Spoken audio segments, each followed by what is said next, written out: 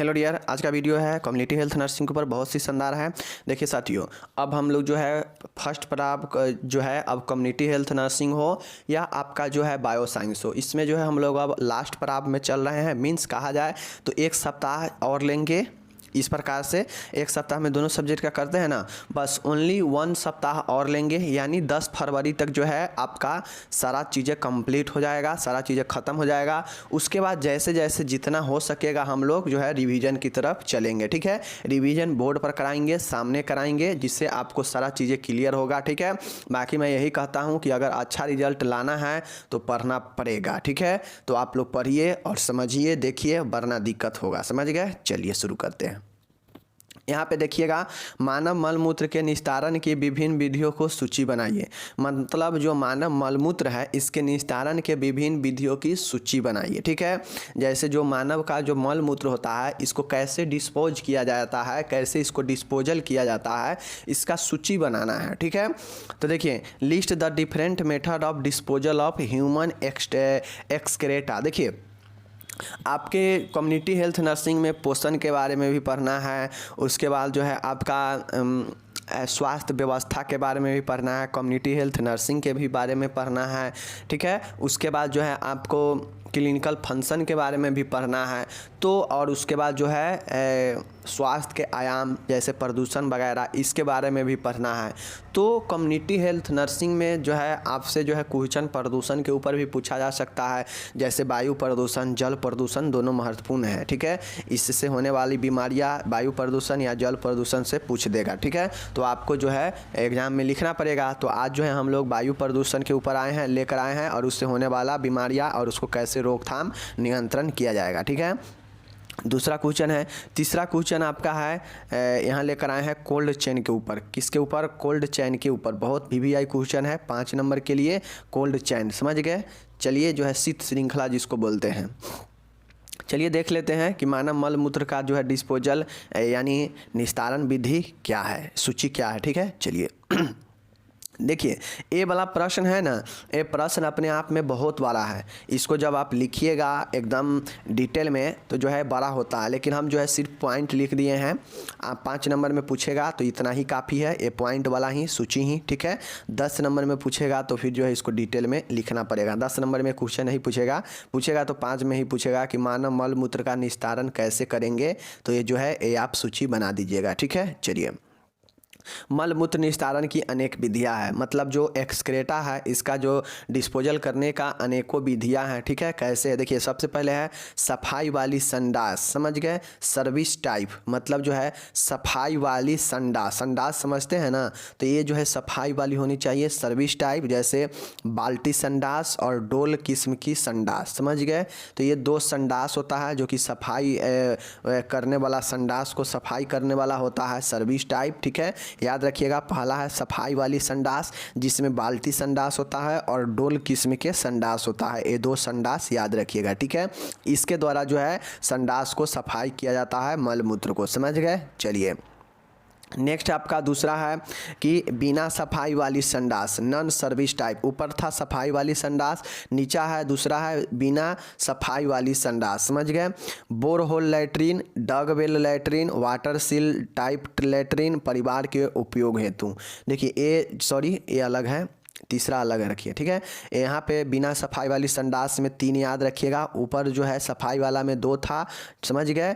तो ये चीज़ें है। ऊपर में सफाई वाला में क्या क्या था? बाल्टीन संडास था और डोल किस्म की संडास था। समझ गए? दूसरा है बिना सफाई वाली संडास में, एक है बोरहोल। क्या है? बोरहोल। समझ गए ना? Borehole latrine. ठीक है, डग वेल लैट्रिन और वाटर सील टाइप लैट्रिन। ये 3 लैट्रिन आपको याद रखना है, जो कि बिना सफाई वाला संडास है। ठीक है ना? वैसा संडास जो बिना सफाई वाला होता हो तो ये होता है, इसको डिस्पोजल करने का 3 तरीका है बिना सफाई वाले संडास का। एक है बोरहोल लैट्रिन, एक है डगवेल लैट्रिन और एक है वाटर सील टाइप लैट्रिन। समझ गए? तो ये तीनों आप जो है याद रखिएगा, बहुत ही शानदार है। समझ गए? चलिए, अब हम लोग चलते हैं। नेक्स्ट है तीसरा है परिवार के उपयोग हेतु। पहला क्या था?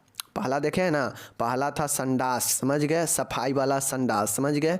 दूसरा था बिना सफाई वाला संडास, ठीक है। और पहला वाला में 2 था, तीसरा वाला में 3 था, bore hole latrine, dog well latrine, ठीक है।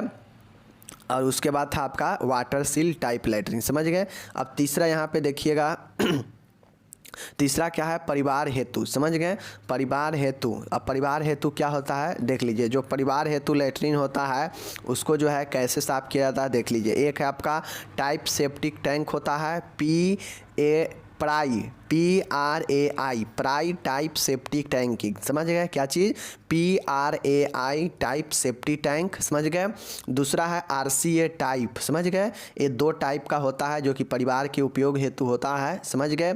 तीसरा पॉइंट क्या है, परिवार के उपयोग हेतु। परिवार के उपयोग हेतु में क्या है, PRAI टाइप सेप्टी टैंक, ठीक है, RCA टाइप, समझ गए। ये 2 टाइप का जो है आपका परिवार के उपयोग हेतु होता है, समझ गए। चलिए चौथा यहाँ पे पॉइंट देखिएगा, अस्थायी उपयोग के लिए। अब अस्थायी उपयोग के लिए क्या होता है, उथली ट्रेंच संदास, गहरी ट्रेंच संदास, समझ गए।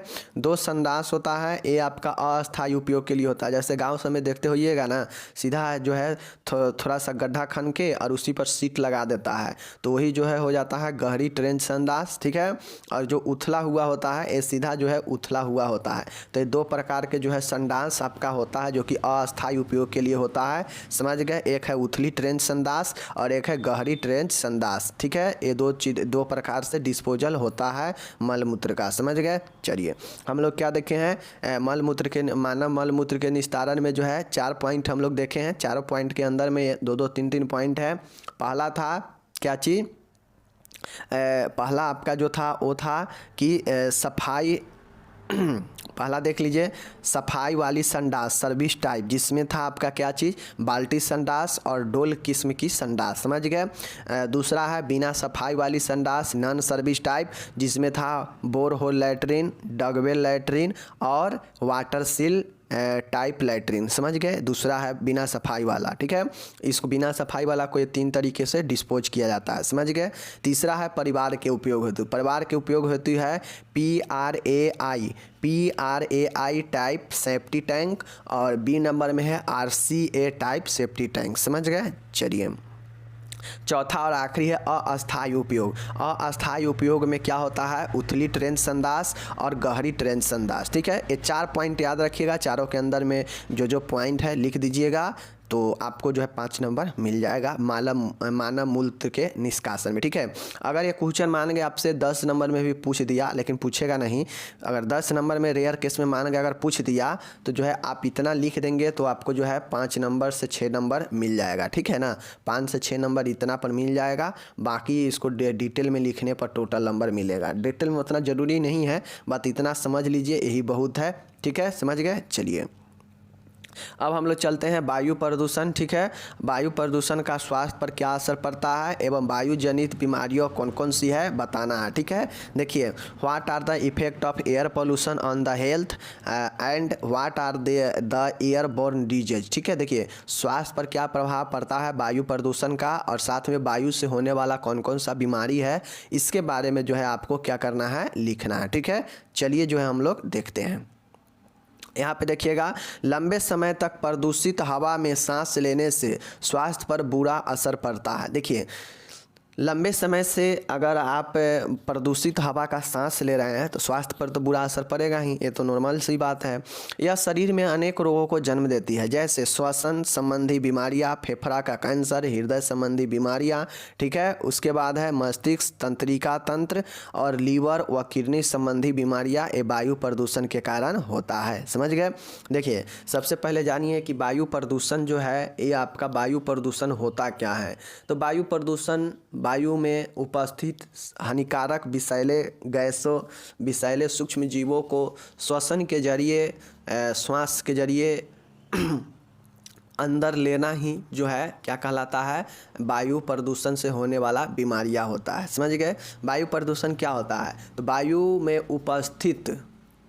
में उपस्थित वातावरण में उपस्थित वातावरणिक वायु में उपस्थित सूक्ष्म जीव और विषैले तत्वों को मौजूद होना ही वायु प्रदूषण कहलाता है। और उसको श्वास के जरिए अंदर ले लेते हैं तो उससे किस्म किस्म का जो है बीमारी उत्पन्न होता है। ठीक है, तो यही चीज़ कहता है कि लंबे समय से प्रदूषित वायु को श्वास के जरिए लेने से जो है स्वास्थ्य पर बुरा असर पड़ता है। ठीक है, ये शरीर के अन्य अनेक रोगों को जन्म देती है। ठीक है, जैसे श्वसन संबंधी बीमारियां, फेफड़ों का कैंसर हो सकता है, हृदय संबंधी बीमारी हो सकता है। ठीक है, उसके बाद जो है आपको मस्तिष्क का बीमारी हो सकता है, तंत्रिका तंत्रों में प्रॉब्लम हो सकता है, लीवर और किडनी संबंधी बीमारियां हो सकता है। किससे? ये आपके जो है वायु प्रदूषण से। समझ गए? चलिए, तो ये तो हो गया वायु प्रदूषण, समझ गए। अब देखिए कि वायु प्रदूषण से होने वाला जो है कौन कौन से जो है हेल्थ पर क्या क्या असर पड़ेगा वायु प्रदूषण से, देख लीजिए। सबसे पहला है आपका, देखिएगा, श्वास संबंधी बीमारियां, रिस्पायरेटरी डिजीज। अगर वायु प्रदूषित अगर लेता है लोग तो है उससे जो है श्वसन से संबंधी बीमारियां हो सकता है। ठीक है, जैसे जब कार्बन मोनोऑक्साइड व नाइट्रोजन डाइऑक्साइड ऑक्सीजन के साथ मनुष्य के फेफड़ों में पहुंचती है, ठीक है, तो फेफड़ा द्वारा अवशोषित कर ली जाती है। जब ये परिसंचरण तंत्र के द्वारा आंतरिक अंगों में जाती है तो आंतरिक अंगों व फेफड़ों को भी क्षतिग्रस्त करती है। देखिए, हम जो श्वास लेते हैं ना, इसमें बहुत सारे विषैले हानिकारक पदार्थ भी शामिल है, बहुत उपयोगी भी है, जैसे ऑक्सीजन। तो ऑक्सीजन तो सबको लेना ज़रूरी है, बट एक निश्चित मात्रा से जब नाइट्रोजन अधिक हो जाएगा तो फिर शरीर में क्या होगा, बुरा असर करेगा। ठीक है, तो उसी प्रकार से जो है कार्बन मोनोऑक्साइड भी जो है वातावरण में उपस्थित होता है, श्वास के जरिए उसको लेने से, ठीक है, दिक्कत होगा, फेफड़ा में जाएगा, फेफड़ा जो है क्या करेगा, परिसंचरण तंत्र में भेजेगा ब्लड के थ्रू, और वो जिस अंग में जाएगा उसको भी क्षतिग्रस्त करेगा, फेफड़ों को भी क्षतिग्रस्त करेगा, तो श्वसन से संबंधित अनेक बीमारियाँ हो जाएगा। ठीक है, समझ गए? जैसे टीबी हो जाएगा, अस्थमा हो जाएगा, ये सब श्वसन से संबंधित बीमारियां हो जाएगा। समझ गए? चलिए, तो पहला होगा श्वसन से संबंधित बीमारी हो सकता है प्रदूषित वायु लेने से। ठीक है, दूसरा है मस्तिष्क एवं तंत्रिका तंत्र पर प्रभाव। अगर गलत अगर वायु लेते हैं, प्रदूषित वायु लेते हैं, तो जो मस्तिष्क है उस पर और न्यूरो से जो आपका न्यूरो सिस्टम है उस पर जो है क्या करता है, प्रभाव डालता है। लंबे समय से वायु प्रदूषण वाली जगहों पर रहने से लेड मतलब शीशा की उपस्थिति से बच्चों के मानसिक विकास, लर्निंग आदि प्रभावित होते हैं। देखिए, अगर कोई बच्चा को अगर वातावरण सही नहीं है, अगर गंदी वातावरण है, वायु प्रदूषित वायु के जगह पर अगर बच्चा रह रहा है, तो जो है उसको क्या होगा, जो भी वायु में उपस्थित लेड है वो बच्चों को मानसिक और तंत्रिका तंत्र को प्रभावित करेगा, जिससे जो है उसको विकास, मानसिक विकास, लर्निंग आदि भी प्रभावित होगा। समझ गए? तो ये आपका होता है मस्तिष्क एवं तंत्रिका तंत्र पर प्रभाव देता है प्रदूषित वायु। ठीक है, समझ गए? चलिए, नेक्स्ट आपका देखिएगा हृदय संबंधी समस्या, हार्ट रिलेटेड प्रॉब्लम। देखिए, वायु प्रदूषण से श्वसन से बीमारी होगा, मस्तिष्क तंत्रिका तंत्र का समस्या होगा, हार्ट का समस्या हो सकता है। इन सारी समस्या जो है आपको होता है। ठीक है, जैसे देखिए वायु में carbon monoxide, ozone, sulphur dioxide, ठीक है, की उपस्थिति विभिन्न हृदय संबंधी समस्या उत्पन्न करती है। देखिए, वायु में जो है कार्बन मोनोऑक्साइड भी है, ओजोन, सल्फर डाइऑक्साइड भी है, लेकिन जब प्रदूषित वायु जगह पर आप जाएंगे तो वहाँ पे जो ये सब का मात्रा है, कार्बन मोनोऑक्साइड का, ओजोन, सल्फर डाइऑक्साइड का, तो ये सब जो है क्या होगा, ओजोन अलग है और ये सल्फर डाइऑक्साइड अलग है। ठीक है, ये सब का जो है मात्रा प्रदूषित वायु में अधिक होता है, जिसके कारण क्या होगा, आपके अंदर जाएगा और अंदर जो है हृदय संबंधित रोग उत्पन्न कर सकता है। ठीक है, तो ये हृदय संबंधी समस्या उत्पन्न करता है सल्फर डाइऑक्साइड, ओजोन और कार्बन मोनोऑक्साइड। ठीक है, ये सब जो है प्रदूषित वायु में होता है। समझ गए? चलिए, चौथा देखिएगा कि आँखों से संबंधित समस्या। समझ गए? देखिए, वायु प्रदूषण से आँखों में जलन, आँखों से पानी आना, आँखों का संक्रमण आदि समस्या उत्पन्न हो सकती है। अब देखिए, आँखों का भी बीमारी जो है, गर्म हवा या प्रदूषित हवा अगर आपके आँख में लगता है तो उसमें जो है अगर कोई भी सूक्ष्म जीव होगा या कुछ ऐसे हानिकारक विषैले पदार्थ होगा जो आपको आँख में जलन उत्पन्न कर देगा, आँख से पानी आने लगेगा, आँखों को संक्रमण कर देगा। ठीक है, ये सब समस्या समस्या जो है उत्पन्न हो जाता है। प्रदूषित वायु से आँख का समस्या भी होता है, समझ गए। ऑप्थेल्मिक रिलेटेड प्रॉब्लम्स, समझ गए चीज़ों को। चलिए, तो हम लोग 4 समस्या क्या क्या देखे हैं वायु प्रदूषित से। श्वसन संबंधी समस्या, मस्तिष्क एवं तंत्रिका के समस्या, हार्ट का समस्या और आँख का समस्या, ठीक है। ये चारों समस्या आप लोग याद रखिएगा, ये चारों समस्या इंपॉर्टेंट है वायु प्रदूषण से संबंधित, समझ गए।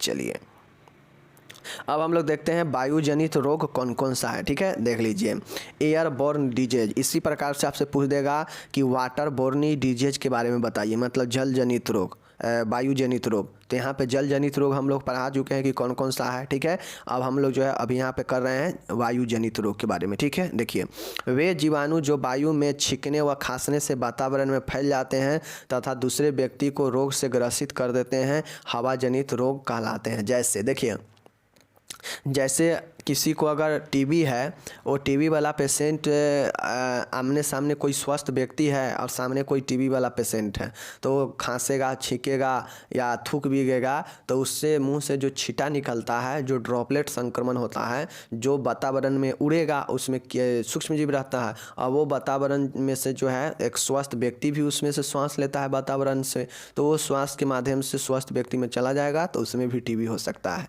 तो ये जो होता है वायु जनित हो जाएगा, ठीक है, समझ गए। चलिए, वही कहता है वे जीवाणु जो वायु में छींकने व खांसने से वातावरण में फैल जाते हैं, वे जीवाणु जो वायु में छींकने व खांसने से वातावरण में फैल जाते हैं तथा दूसरे व्यक्ति को रोग से ग्रसित कर देते हैं, हवा जनित रोग कहलाता है, समझ गए चीज़ें के बारे में। चलिए, कि वैसा जीवाणु जो वायु में छींकने या खांसने से एक स्वस्थ व्यक्ति में प्रवेश करता हो और उससे जो है रोग से ग्रसित कर देता हो, वो हो जाता है वायु जनित रोग, समझ गए। जैसे देख लीजिए, यहाँ पे इन्फ्लुएंजा है, इन्फ्लुएंजा भी होता है, क्षय रोग भी होता है, ट्यूबरकुलोसिस, क्षय रोग, टीबी और ट्यूबरकुलोसिस वही होता है, ठीक है।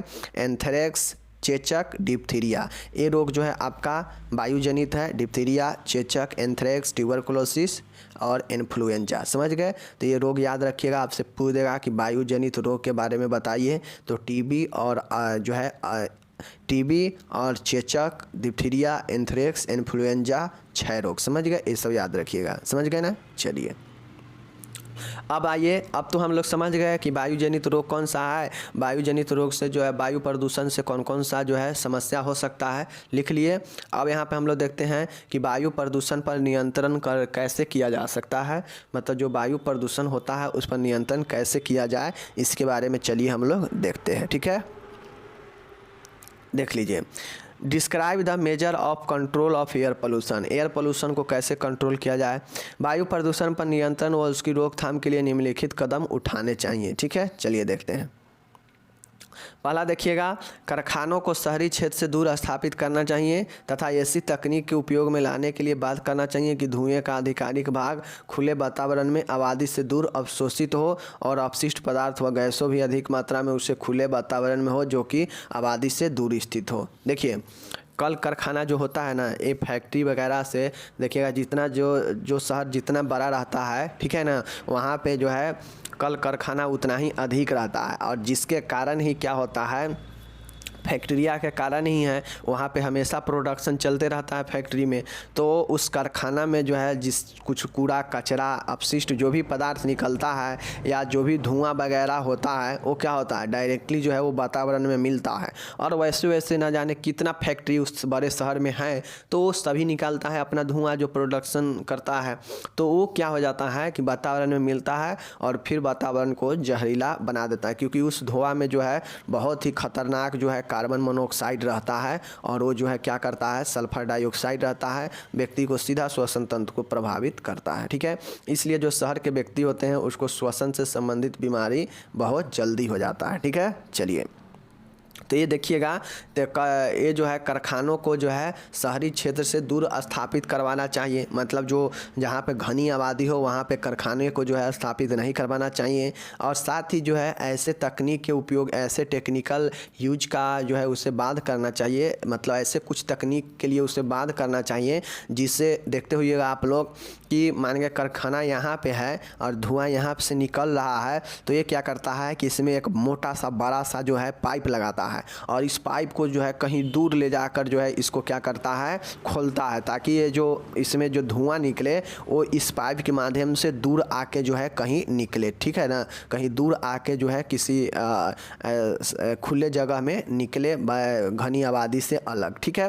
तो ये ऐसे ही तकनीक का उपयोग करना चाहिए। जो घनी आबादी में अगर ये हो तो ये यहाँ पे जो है इसका धुआं नहीं निकल कर कहीं खुले वातावरण में ये गैस निकले और मुक्त हो, ठीक है, समझ गए। चलिए नेक्स्ट पॉइंट है कि वाहनों में ईंधन से निकलने वाले धुओं को ऐसे समायोजित करना चाहिए जिससे कम से कम धुआं बाहर निकले। अब जो वाहन से ईंधन से जो धुआं निकल रहा है जलकर, वो क्या करना चाहिए, उसे इस प्रकार से जो है मतलब उस समायोजित करे, मतलब कुछ ऐसा काम करे जिससे कम से कम जो है धुआं निकले, या तो उसको बदलवा दे या जो है उसे चेक करवाएं, ठीक है। निर्धूम चूल्हे व सौर ऊर्जा की तकनीक को प्रोत्साहित करना चाहिए। वायु प्रदूषण को कम करने के लिए जो निर्धूम चूल्हे होते हैं, जो सौर ऊर्जा होते हैं, सोलर प्लेट, उसका जो है तकनीक का उपयोग करना चाहिए जिससे जो है कोई गैस ना निकले, ठीक है ना, धुआं ना निकले, समझ गए।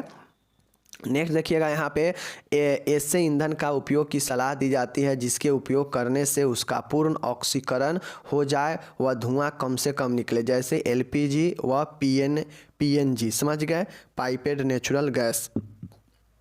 ये दो ऐसे गैस से देखिएगा कि इस गैस एलपीजी को कितना भी जला दीजिएगा ये धुआं नहीं देता। जैसे खाना वाना जो बनाते हैं उसमें एलपीजी ही ना होता है तो वो जलता है तो धुआं देता है, नहीं देता है। उसी प्रकार से पीएनजी है। तो इस प्रकार के जो है क्या करना चाहिए, प्रोत्साहित इस सबको करना चाहिए। ऐसे ईंधन का उपयोग की सलाह दी जाए जिसके उपयोग करने से पूर्ण ऑक्सीकरण हो जाए, समझ गए, जिसमें जो ऑक्सीजन है पूर्णतः हावी हो जाए, उससे जो है धुआं न निकले ज़्यादा, समझ गए। ये है जैसे एलपीजी और पीएनजी, समझ गए। नेक्स्ट है ज़्यादा से ज़्यादा जो है वनों को जो है लगाएं, पेड़ पौधे लगाएं और वनों की कटाई पर नियंत्रण करें, रोक लगाएं, ठीक है। जैसे जो है सरकार और स्वयंसेवी संस्थाएं इस पर काम कर रहा है कि जो भी वन के हरा पेड़ पौधा काटता है उस पर आधिकारिक कानूनन कार्रवाई हो जाता है। तो ऐसे कानून के द्वारा जो है वनों की कटाई पर नियंत्रण किया जा सकता है और वायु प्रदूषण से बचा जा सकता है, समझ गए। छठा है शहरों में अपशिष्ट पदार्थों के निष्कासन हेतु सीवेज की उपयुक्त व्यवस्था होनी चाहिए ताकि गंदगी से रोग ना फैले, ठीक है। देखिए अब जो शहर होता है देखते होइएगा बहुत सारे कचरा कुचरा जो है इधर से उधर फेंका हुआ होता है। तो ऐसे जो पदार्थ है इसके निष्कासन से अच्छे जो है सीवेज की उपयुक्त व्यवस्था होनी चाहिए ताकि जो गंदे चीज़ से होने वाला जो बीमारी है वो ना फैले, अगर अच्छे डिस्पोजल का व्यवस्था होगा तो, ठीक है। नेक्स्ट पॉइंट हम लोग देखते हैं वृक्ष के महत्व को पाठ्यक्रम में शामिल कर बच्चों को इसके प्रति चेतना जागृति की जानी चाहिए। जो वृक्ष है, वृक्ष का क्या महत्व है वातावरण में प्रदूषण को भगाने में, तो इसके पाठ्यक्रम को में शामिल करके जागृति लाएं, ठीक है, अवेयरनेस लाएं बच्चों में। नेक्स्ट है इसकी जानकारी और इससे होने वाले हानियों के प्रति मानव समाज को सचेत करने हेतु प्रचार माध्यमों जैसे दूरदर्शन, रेडियो, पत्र, पत्रिकारों, सोशल मीडिया आदि के माध्यम से प्रचार करना चाहिए। अब रोग को जो है इस लोगों के बीच में इससे होने वाला बीमारियां, इससे सावधानियां, इससे कैसे बचा जाए, इन सारी चीज़ों को जो है आपको विभिन्न चैनलों के माध्यम से जो है प्रसार करना चाहिए ताकि लोग जो है वायु प्रदूषण को रोकें और वायु को अच्छे करने के लिए हर एक काम कर सके, ठीक है, समझ गए। चलिए नेक्स्ट पॉइंट है 9वां है पुराने वाहन के संचालित पर प्रतिबंध लगाया जाना चाहिए क्योंकि उनसे वायु प्रदूषण ज़्यादा होता है। बिल्कुल सही बात है। अगर मानिए 100 वाहन भी अगर धुआं वाला प्रतिदिन एक शहर में चला तो समझ लीजिए कि इससे कितना जो है वायु प्रदूषण हो जाएगा, ठीक है। तो इसलिए जो है पुराने वाहनों को रोक लगाना चाहिए और जिससे प्रदूषण पर काबू पाया जा सके, ठीक है। देखिए वायु प्रदूषण के कंट्रोल था तो आप कॉमन सी चीज़ें हैं कि वायु प्रदूषण को रोकने के लिए क्या क्या चीज़ें कर सकते हैं। ये 9 पॉइंट है, इसमें आप 15 पॉइंट भी लिख सकते हैं, ठीक है।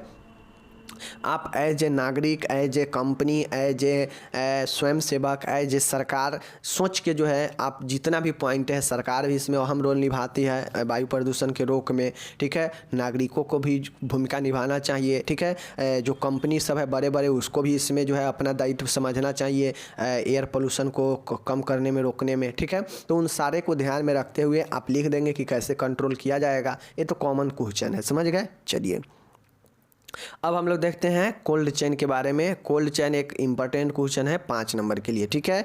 चलिए हम इसको डिस्क्राइब करते हैं, समझते हैं कि आखिर कोल्ड चेन होता क्या है, ठीक है। चलिए देखिए, शीत श्रृंखला कोल्ड चेन।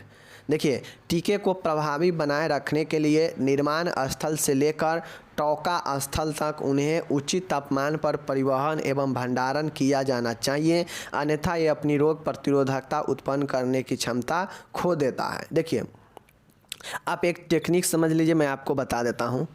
मैं आपको एक चीज़ बताता हूँ, कोई ये जो है कोल्ड चेन होता क्या है, समझ लीजिए। जैसे देखिए, यहाँ पे कोई ऐसे कंपनी है, कोई ऐसे मेडिकल कंपनी है जो कोई वैक्सीन बनाया, समझ गए, कोई भी वैक्सीन बनाया, समझ गए, यहाँ पे है कोई भी वैक्सीन बनाया है, ये आपका कोई कंपनी है, समझ गए, कंपनी है, समझ गए, एक बनाया। अब ये बनाया तो ये ऐसा तो नहीं ना कि ये अपने लिए ही बनाया, तो ये तो कहीं ना कहीं जो है सभी जिसके जैसे कोविड का ही वैक्सीन बना तो सब बहुत सारा कंपनी तो नहीं बनाया, 2-4 कंपनी ही धीरे धीरे मान्यता मिला वैसे वैसे बनाया। तो ये जो कोई भी कंपनी वैक्सीन बनाती है तो उसको क्या करता है कि एक उचित तापमान में रखना बहुत ज़रूरी होता है, कम से कम तापमान उसको चाहिए वैक्सीन को, ठीक है ना। अगर उतना तापमान नहीं मिलता है तो वो जो वैक्सीन तैयार किया गया है उसमें जो भी इम्यूनिटी डाला गया है, जो भी रोग प्रतिरोधक क्षमता मतलब इम्यूनिटी जो बढ़ाने के लिए जो उसमें डाला गया है चीज़ें, वो नष्ट होने लगता है, वो जो है डिस्ट्रॉय होने लगता है, उसका पावर जो है ख़त्म होने लगता है। तो उसको पावर को बनाए रहने के लिए इम्यूनिटी उसमें से ख़त्म ना हो, डिस्ट्रॉय ना हो उस वैक्सीन से, क्योंकि वैक्सीन क्या काम करता है, वैक्सीन कोई रोग को ठीक कंप्लीटली दवाई नहीं है जो ठीक कर देता है खाने से, ठीक है। तो उसको क्या करता है, वैक्सीन किसी भी बीमारी में दिया जाता है उससे बचने के लिए मीन्स जो भी शरीर में हमारा इम्यूनिटी सिस्टम है उसको जो है वो इम्प्रूव करता है, मजबूत बनाता है रोग प्रतिरोधक क्षमता को, जिससे कोई भी बीमारी हमको अटैक करे तो उसको तुरंत जो है वो क्या करे, मार दे उस बीमारी को, इम्यूनिटी जब हमारे शरीर में बना रहेगा तो इसीलिए जो है टीका दिया जाता है, वैक्सीन दिया जाता है, यही होता है। तो वो जो वैक्सीन होता है मानिए एक कंपनी के अंतर्गत बना, ठीक है। अब ये कंपनी भाई भेजेगा अलग अलग जगहों पर, अलग अलग राज्यों को, अलग अलग राज्य जो है भेजेगा, अलग अलग डिस्ट्रिक्ट में, अलग अलग डिस्ट्रिक्ट में जब आएगा तो अलग अलग हॉस्पिटल में भेजा जाएगा उस वैक्सीन को। तो ये जो प्रोसेस होता है, जो एक ढोने का काम, परिवहन के मार्ग में जो है ये तापमान को बनाए रखना बहुत ही चैलेंजिंग होता है। आप लोग देखते होइएगा कि जो वैक्सीन ढोने वाला जो गाड़ी होती है वो नॉर्मल गाड़ी में जो है वैक्सीन नहीं आता है, वो जो है एक आवश्यक तापमान बना हुआ होता है और उसमें जो है रख कर लाया जाता है, ठीक है। तो ये कंपनी है, एक कंपनी क्या करेगा कि भेजेगा, ठीक है। अब ये भेजेगा, अब ये यहाँ निर्माण से लेकर, ठीक है, ये वैक्सीन निर्माण हुआ यहाँ से लेकर और ये रास्ते में जो परिवहन है इसमें आवश्यक तापमान बनाए रखना ही जो है कोल्ड चेन कहलाता है। कहाँ, यहाँ पहुँचाने मतलब डिस्टिनेशन स्थल तक, मतलब पहुँच के स्थल तक तापमान बनाने के डिस्टिनेशन स्थल कुछ भी हो सकता है, या कोई स्टेट होगा या कोई हॉस्पिटल होगा जहाँ भेजना होगा। तो ये कंपनी बनाया और इस कंपनी बनाने के बाद वैक्सीन को भेजा और इसके बीच में जो टेम्परेचर को एक जो चाहिए वैक्सीन को टेम्परेचर बनाकर जो रखा जाता है वातावरण, यही जो है आपका कोल्ड चेन कहलाता है। चेन मतलब क्या, एक श्रृंखला, कि जहाँ जहाँ वैक्सीन को भेजा जाएगा एक आवश्यक तापमान में रखकर उसे जो है भेजा जाएगा, ताकि वो अपने जो क्षमता है, जो उसके अंदर जो इम्यूनिटी का जो एक पावर डाला गया है वो डिस्ट्रॉय ना हो, ख़त्म ना हो, बना रहे। इसके लिए एक आवश्यक जो है तापमान की आवश्यकता होती है और वो तापमान को ही बनाना जो है यह चेन कोल्ड चेन कहलाता है, समझ गए। चलिए अब समझ लीजिए कि आपको अगर 5 नंबर पूछेगा तो लिखिएगा क्या, देख लीजिए। टीके को प्रभावी बनाए रखने के लिए निर्माण स्थल, प्रोडक्शन स्थल से लेकर टीका, देखिए टोका लिखा गया, टीका स्थल तक उन्हें उचित तापमान पर परिवहन एवं भंडारण किया जाना चाहिए, अन्यथा यह अपनी रोग प्रतिरोधक उत्पन्न करने की क्षमता खो देता है। देखिए, टीके को प्रभावी इफेक्टिव बनाए रखने के लिए निर्माण स्थल मतलब जहां बनता हो किसी भी कंपनी में, जहां निर्माण हुआ है वहां से लेकर, और टीका स्थल मतलब जहां पे टीका दिया जाता हो, कोई हॉस्पिटल वगैरह हो, तो यहाँ पे इसे जो है उचित तापमान पर परिवहन मतलब ढोना, मतलब जब आएगा तो यहाँ परिवहन में और भंडारण किया जाना चाहिए। मतलब एक टीका है उसको प्रभावी बनाने के लिए निर्माण स्थल से लेकर परिवहन और भंडारण जो है उचित तापमान पर किया जाना चाहिए, अन्यथा यह अपनी रोग प्रतिरोधक क्षमता खो देगा। समझ गए। देखिए इधर है निर्माण स्थल, ठीक है, इधर है बीच में पड़ेगा परिवहन जब ढोया जाएगा, और यहाँ कहीं ना कहीं पहुँचाया जाएगा किसी स्थल टीका स्थल पर। तो इन तीनों जगह पर जो आपका आवश्यक तापमान बनाए रखा जाएगा, कि क्यों बनाए रखा जाएगा, ताकि यह अपना जो है रोग प्रतिरोधक क्षमता न खो, इम्यूनिटी जो इसके अंदर डाला गया है वो नहीं खो। इसके लिए एक उचित तापमान तैयार करके इसे जो है भंडारित किया जाता है या परिवहन किया जाता है, और यही जो है आपका शीत श्रृंखला होता है। समझ गए। चलिए, टीके की रोग प्रतिरोधक क्षमता को बनाए रखने के लिए ही शीत श्रृंखला का उपयोग किया जाता है। वही चीज़ें हैं कि टीके के रोग प्रतिरोधक क्षमता को बनाए रखने के लिए ही जो है क्या किया जाता है, इस कोल्ड चैन शीत श्रृंखला का उपयोग किया जाता है। समझ गए। शीत श्रृंखला को बनाए रखने के लिए उपयोग किए जाने वाले यंत्र के तापमान की जाँच की आवश्यक है। जो भी कोल्ड चैन को बनाए रखता है, उस जो भी उपकरण है, इक्विपमेंट है, उसके तापक्रम की जाँच करना आवश्यक होता है। कहीं मान गए वो उपकरण का जो है टेम्परेचर कम रहेगा, उसमें जो है वैक्सीन डाल देंगे तो जो है दिक्कत हो जाएगा। टेम्परेचर ज़्यादा रहेगा, वैक्सीन के लिए टेम्परेचर कम ही चाहिए, ठीक है, लेकिन उसका टेम्परेचर अगर बढ़ा हुआ है, ज़्यादा है उस उपकरण का, और उसमें वैक्सीन रख देंगे तो क्या करेगा, उसमें का इम्यूनिटी धीरे धीरे ख़त्म हो जाएगा। तो इसलिए जो है जांच करना आवश्यक है उस उपकरण को जहाँ पे उपकरण को उपयोग करना है शीत श्रृंखला को बनाए रखने में, ठीक है। तथा शीत श्रृंखला को बनाए रखने हेतु स्वास्थ्य कार्यकर्ता का उपयुक्त मार्गदर्शन व प्रशिक्षण आवश्यक है।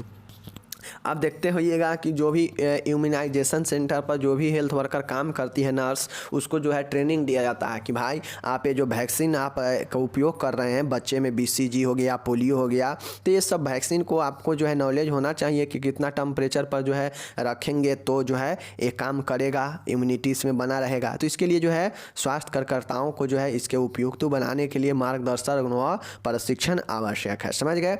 तो ये शीत श्रृंखला के बारे में लिख दीजिएगा, ठीक है। चलिए, अब यहाँ पे देखिएगा विभिन्न वैक्सीन के भंडारण हेतु आवश्यक उपयुक्त तापमान के, ठीक है, संबंध में महत्वपूर्ण तथ्य। समझ गए। देखिए मतलब विभिन्न जो वैक्सीन होता है, जैसे कोविड वैक्सीन हो गया, BCG का हो गया, मिसल्स का हो गया, डिप्थीरिया का हो गया, अलग अलग बहुत सारे वैक्सीन हैं। तो ये जो है क्या होता है, इसके लिए आवश्यक भंडारण हेतु आवश्यक उपयुक्त तापमान जो के संबंध में महत्वपूर्ण तथ्य है जिसको जानना जरूरी है, ठीक है, जान लीजिए।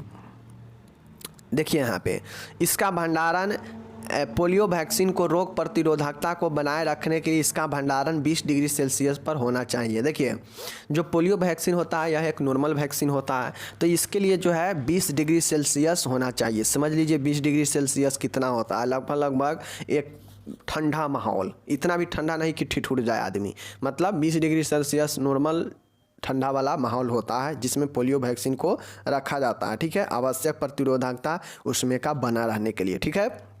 दूसरा है DPT vaccine, BCG, hepatitis B vaccine, typhoid vaccine, tetanus vaccine, toxoid आदि को 2.8 डिग्री सेल्सियस तापमान पर सुरक्षित रखा जाना चाहिए। अब देख लीजिए यहाँ पे ये है आपका पोलियो 20 डिग्री सेल्सियस था, ठीक है, और देखिए DPT, BCG, हेपेटाइटिस B का, टाइफाइड का, टेटनस टॉक्साइड का 2.8 डिग्री सेल्सियस, देख सकते हैं इतना 2.8 डिग्री सेल्सियस में तो समझ लीजिए कि कितना खतरनाक वाला ठंडा है। समझ रहे हैं ना, देख सकते हैं एकदम हाथ पैर एकदम बर्फ़ के समान कर देगा। तो ये जो है 2.8 डिग्री सेल्सियस पर DPT, BCG, टाइफाइड टॉक्साइड और उसके बाद टेटनस टॉक्साइड, ये सबको इतना पर सुरक्षित रखा जाना चाहिए। समझ लीजिए। चलिए ये कुछ वैक्सीनों के लिए यहाँ पे दिया गया, ठीक है, देख लीजिए DPT, BCG, DT vaccine, hepatitis B vaccine, tetanus toxoid तथा वैक्सीन के अनुकरण हेतु उपयोग में लिए जाने वाले पोल को ठंडे भाग में रखना चाहिए